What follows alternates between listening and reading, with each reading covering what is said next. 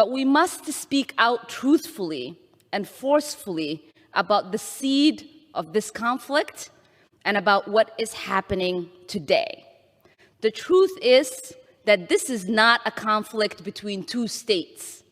This is not a civil war.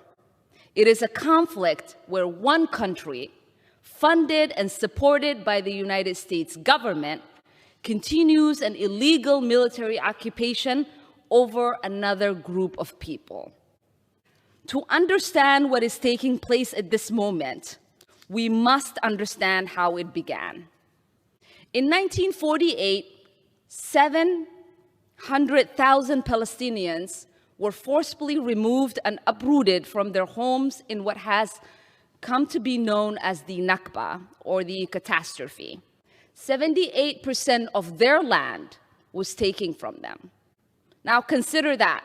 78% of their land was taken from them.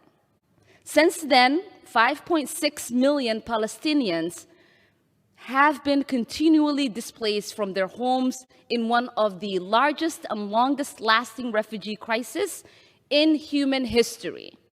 And instead of condemning blatant crimes against humanity and human rights abuses, many members of Congress have instead fallen back on a blanketed statement defending Israel's airstrikes against civilians under the guise of self-defense, without even a mention of the children getting killed, much less what happened at Al-Aqsa or in Shirjara.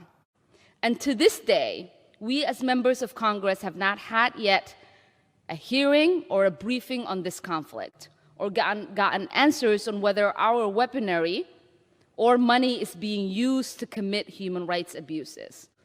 So I must ask, when we defend Israeli citizens' right to peace and security, how can we at the same time ignore the 5 million Palestinians living under occupation? When we say that Israel has the right to self-defense, how can we ignore the home demolitions, settlement violence, and forced annexation of Palestinian land that is happening? And how can we say they themselves do not have the right to defend themselves?